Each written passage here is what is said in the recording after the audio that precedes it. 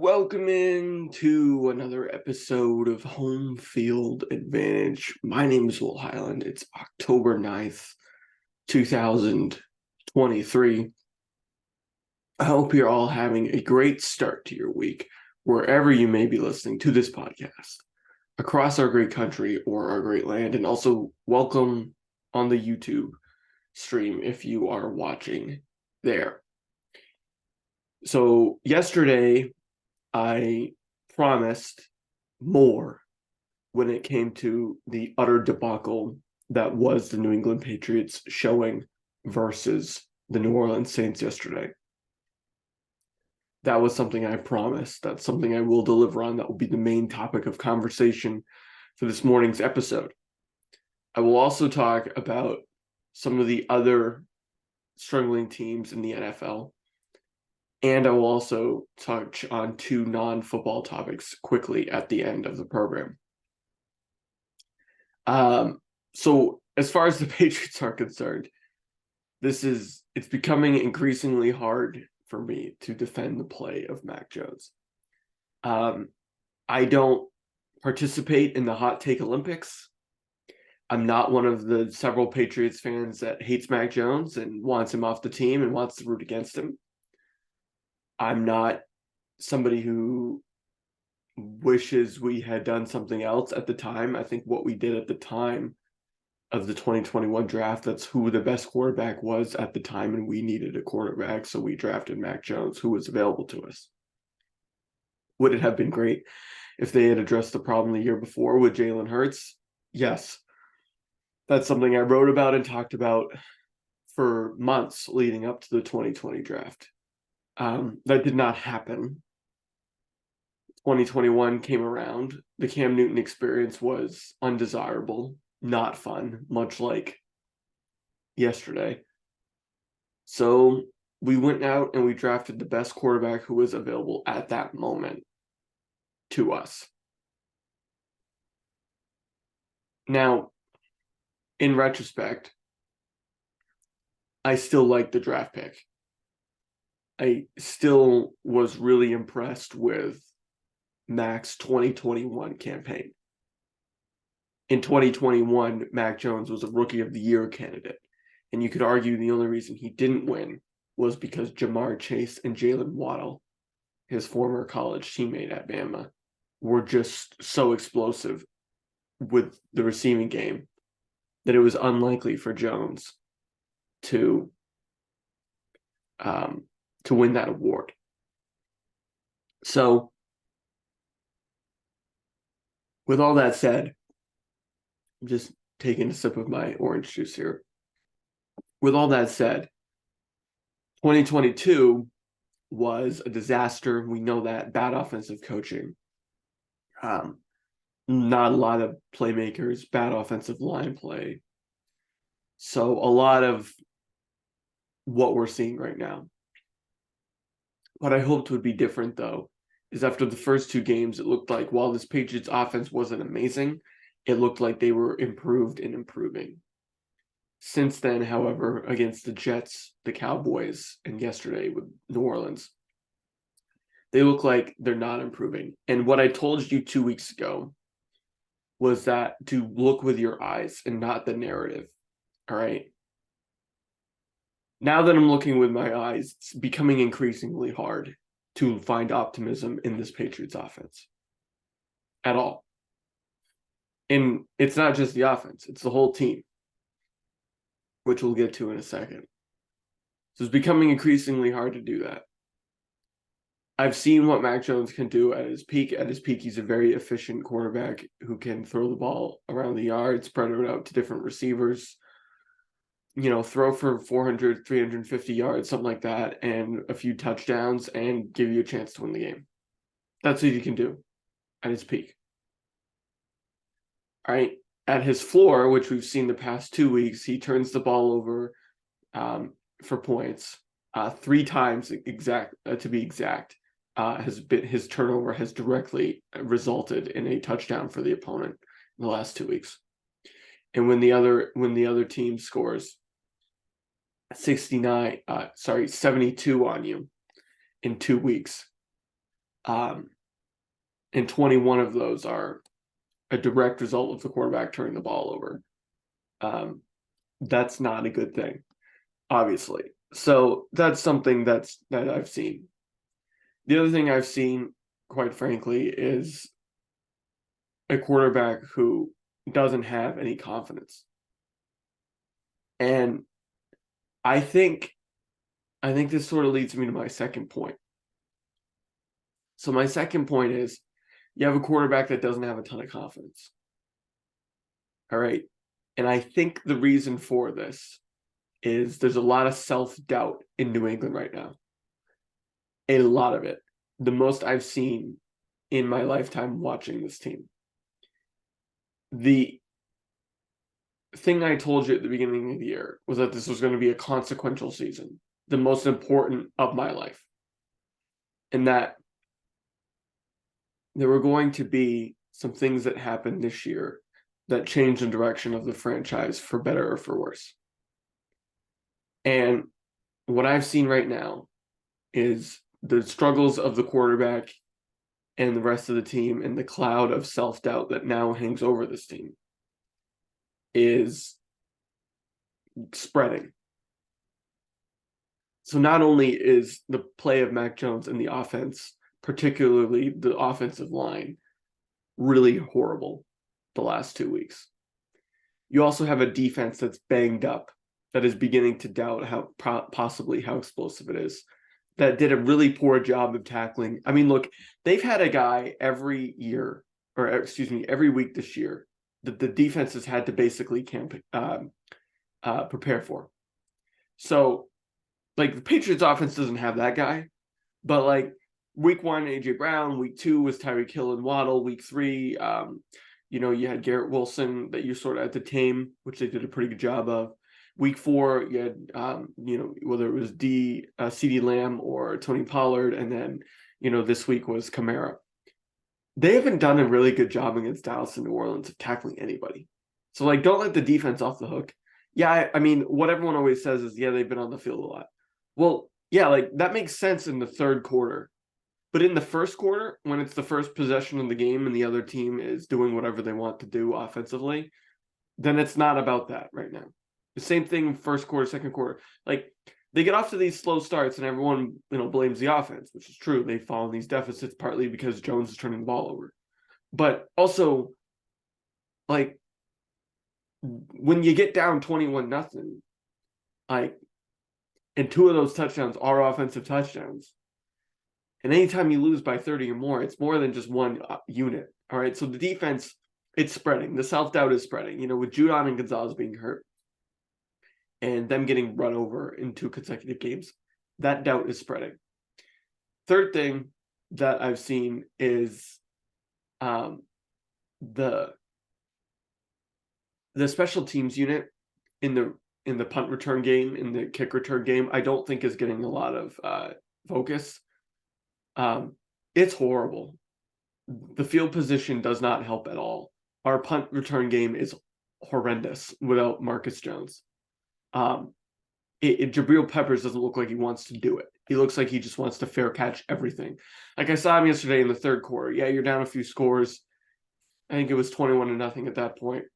He's receiving a punt, and there's open yards ahead of him. And look, I'm not a special teams guru, but I mean, there was like nobody within 20 yards of him. And so he was like,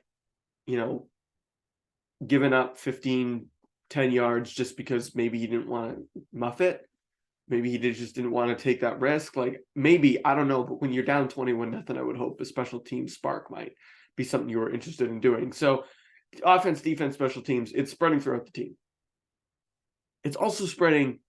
The coaching staff, I don't think, believes not going for it on 4th and 3 when you're down 24-0 on the Saints, for one of the only times you made it to the Saints side of the field yesterday.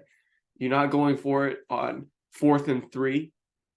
That tells me that you've given up in the third quarter, right? Like, I never saw Bill Belichick give up when they were down 24-0 at halftime to Denver, 2013. I never saw him when they were, obviously in the Super Bowl down by those scores, even earlier in this year, right? Not just during the Brady era in big games, but earlier this year.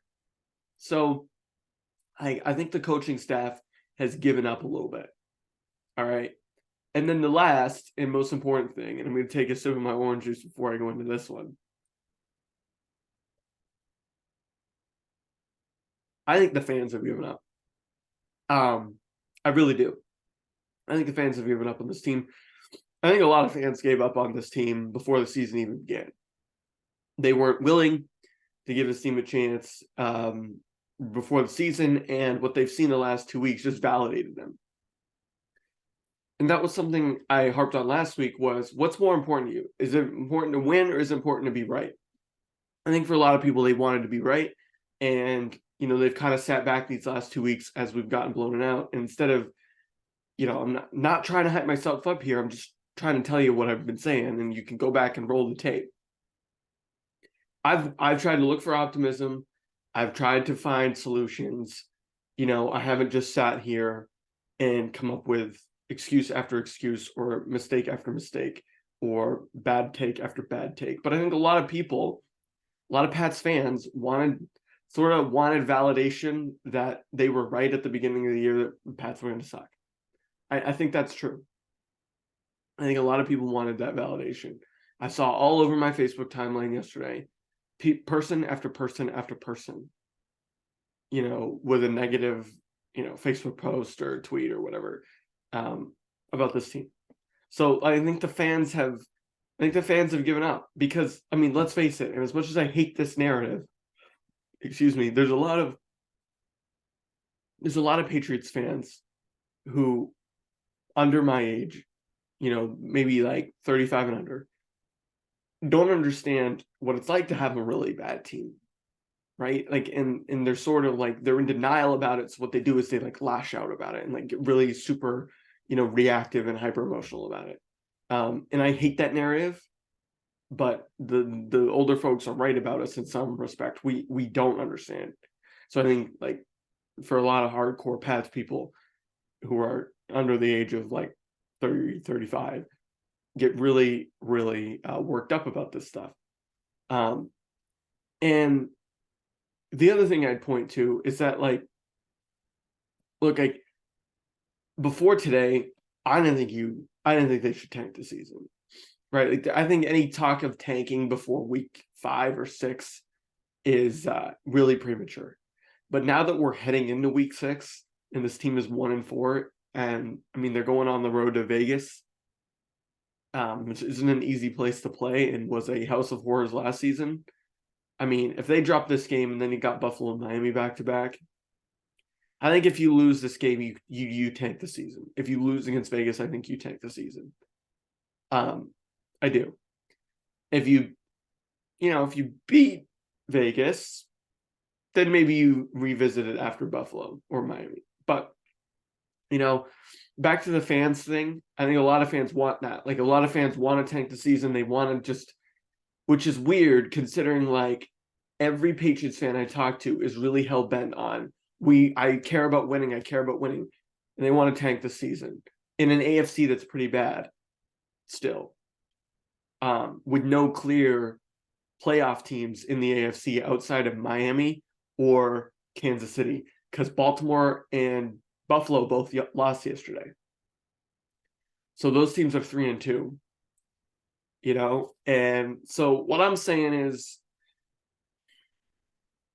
you really got to pick one of, sort of 3 options right now. And I'm going to get to those in a second as I close out this topic. But the last point I'll make on the fans is this. I don't want to cause a wedge in Patriots fans. I'm not trying to act like I'm better than others. Like, maybe I'm the naive one, right? Perhaps I'm the naive one. That could be very true. But I just sort of try and live when it comes to sports. Like, there's so many other important things in the world, right, than sports. Like, we all love sports for a reason. I started a sports media company because I love sports. But look around the world. There's a lot more important things and significant things going on right now than an NFL team starting 1-4. But I guess I'm trying to live in reality here, right? And reality is, okay, the football team is bad. Yes. All right. But I personally do not want to blow up a NFL roster for the sake of blowing up an NFL roster because the fans are out with pitchforks. That's not what I don't want to participate in that, right? That's not even what Boston sports does.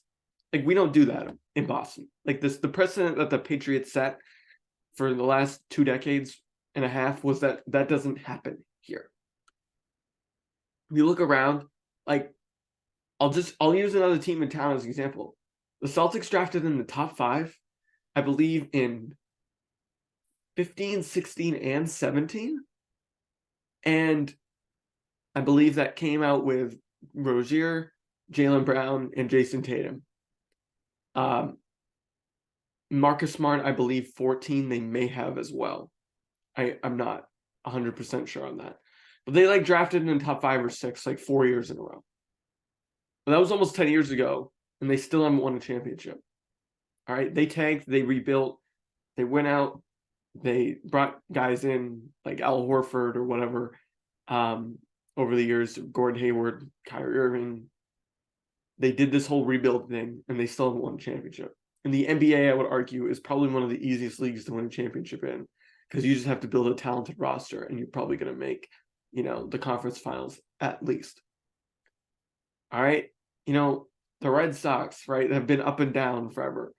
The Bruins have had a steady, success linear path, but they only have one championship to show for it. Right, so this whole rebuilding thing, just look around the NFL. All right, the Jags drafted in the top 5. How many years out of the last 10? Probably 7 or 8. They've won one playoff game since that 2017 year that they almost beat the Pats. Right, so my point is if you want to tank, sure. If I don't want to divide Patriots fans. I don't want to act like I'm a know-it-all. If you want to tank, who knows? That could happen. All I'm saying is, if you want to blow this team up, you got to have a plan. And that's why I think there's sort of 3 plans that you look at right now. First plan is to ride it out.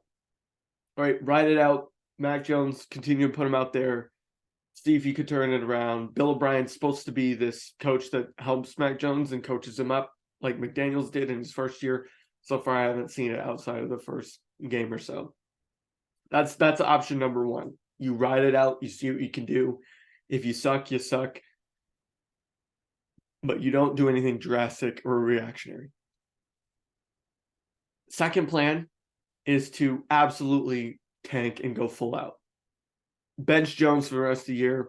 Play everyone's, favorite North Pole. No, I'm not gonna make a short joke because I'm short too. But like, I like Bailey Zappi. He seems like a nice kid, but like, I just watch him play football, and I'm just like, he's way too small, and he was overthrowing receivers yesterday, and he's just missing guys. Like, seems like a nice guy, good locker room guy. Seems like he's smart with the playbook, possibly, or on the scout team. But the dude's not an NFL quarterback. So like, that would be option number 2, is to put Zappi in there, completely tank the season, and plan on trying to draft a college quarterback in the offseason and move on from Mac. That sounds like what a lot of people want to do, but I hate to break it to you, but if you follow college football, you know that Caleb Williams is not going to leave. I would not leave it either if I were him, but he's not going to leave Southern California to go to an NFL team in New England when he still has a year left of eligibility. So unless it's clear he's going to get drafted, I think he mentioned a few teams. It's like the Cowboys, the Raiders. I think it was the Packers or the Giants, possibly.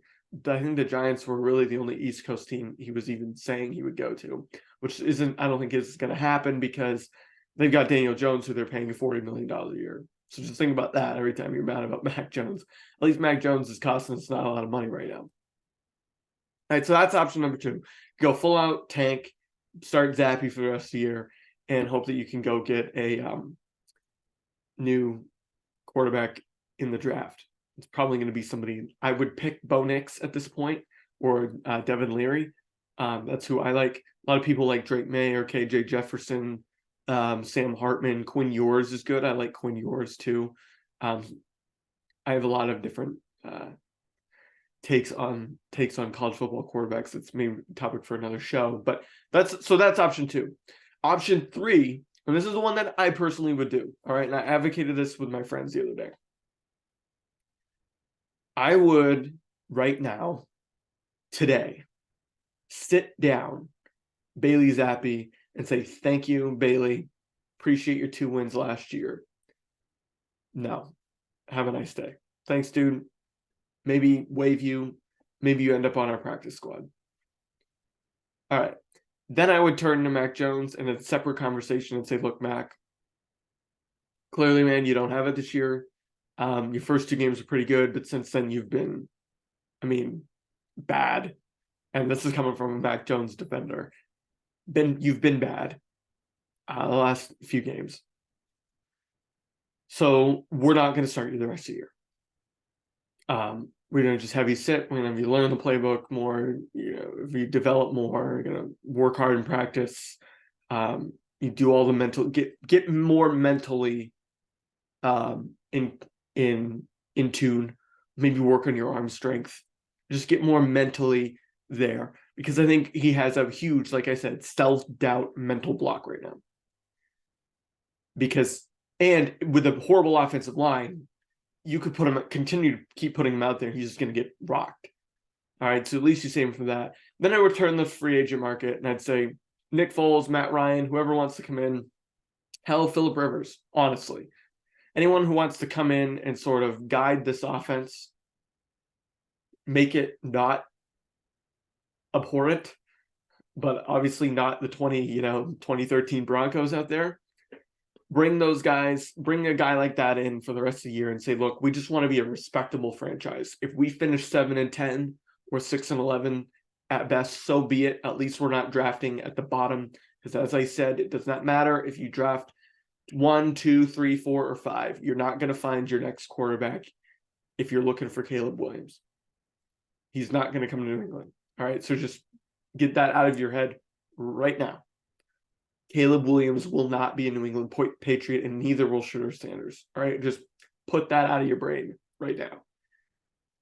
And then you say, just make this a respectable operation. We're okay if we draft in the top 15, so be it.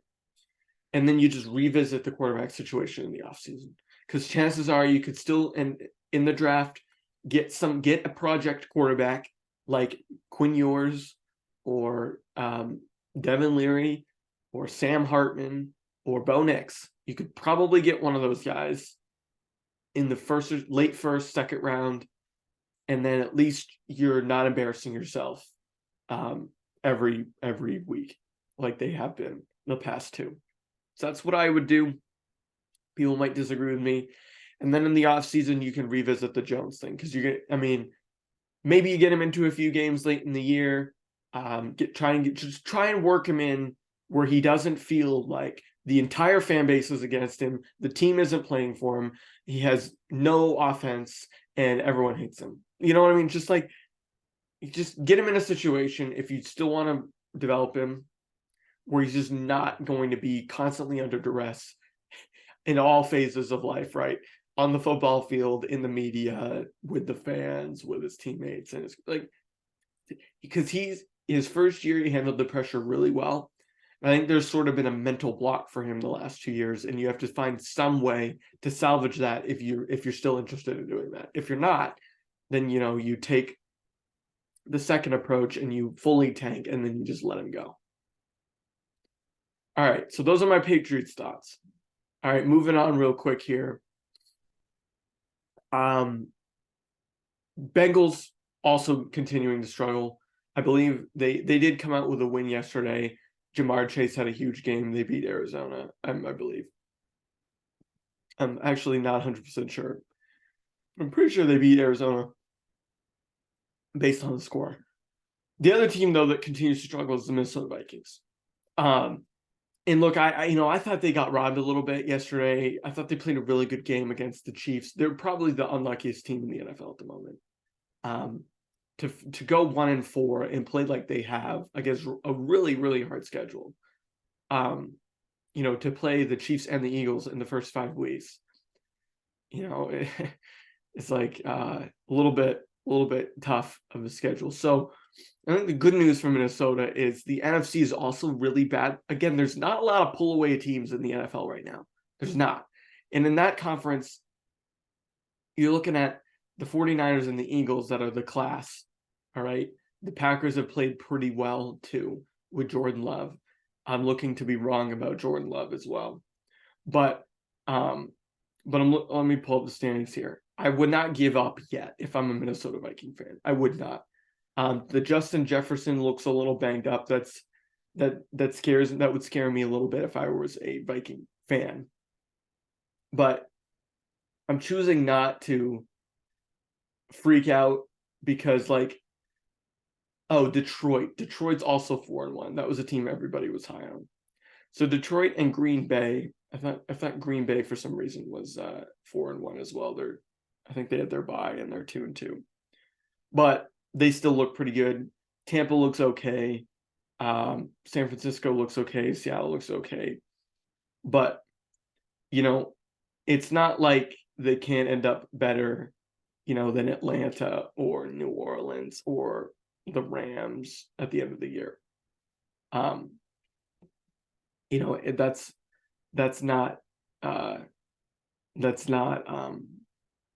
uncommon, for a team in a bad conference to, catch fire and maybe contend for a wild card spot. And that's all it's going to take, even if they don't win their division. I don't think the NFC is going to be that much better than the AFC at the end of the year. I think there's going to be a few top teams in both conferences at the end of the season, and Minnesota could find themselves in a wild card spot still because so last year, right? This is the law of averages that I tried to say about the Minnesota Vikings at the beginning of the year and I think Cam made this point too, is, they won a lot of close games last year. And now they're losing a lot of close games. That's the NFL, right? That's the law of averages. The Pats have lost a lot of close games since Brady left, right? That's the difference, is right. Razor thin, really hard. It's so hard to win. A lot of people don't understand how hard it is to win in the NFL. All right. 2 quick things, non-football related, then we'll close out the show. One, never mentioned this but on last week's show, but Ronald Acuna Jr. getting to the 40-70, that means 40 home runs, 70 steals in Major League Baseball is an impressive thing, despite what everyone's trying to say. I shouldn't say everyone. A faction of people are trying to say about the bases being bigger. I disagree. I don't think that minimizes it. At most, maybe that's an increase in, 5 to 10 more stolen bases for a guy like Acuna. But a guy like Acuna was already fast. He was already athletic. And he was, already a impact player across the board. And, he was injured a couple of years ago. He's been injured a handful of times in his career. And so for him to finally put in a healthy season, I think means more than, the pickoff rule or the stolen bases. I just think he's that guy. And I think this Braves team, if they go on to win the World Series, could be one of the best teams we've seen in modern era of baseball. 2018 Red Sox side. Gosh, zoom. It's over this shoulder. No, it's over that one. Over that one. Okay. Other thing I want to mention real quick is the NHL and ESPN are bringing a red zone style show, I guess is the right word, or streaming system that would be a lot like Red Zone in that you can watch multiple games at a time. John Bucci-Gross is going to be hosting it. I think he's a good guy for that. It's going to be like a highlight show / live look-ins, stuff like that. They say you're going to see every goal, every hit, every, whatever. So that could be pretty entertaining, and I have high hopes that that ends up being a good product, because if so, that could go a long way for the sport. So I'm excited about that, and that won't debut until a couple of weeks from now, but the league begins on Wednesday, believe it or not. And believe it or not, we're out of time for this episode of Home Field Advantage. Please excuse that ding, because that actually worked out well as a good reminder that it is time to close up shop. But I appreciate you tuning in, whether it be on YouTube or wherever you get your podcasts. Please check us out on social media as well at Home Field Pod. You can also subscribe there, like us there and subscribe on your favorite podcast platform. We'll be back on Thursday with another show. And in the meantime, you can check out Odd Man Rush for more hockey content. Speaking of that, that will be out tonight or tomorrow morning, I think, with our Eastern Conference preview with Diesel and me. So encourage you to tune into that. But until next time, this has been Home Field Advantage.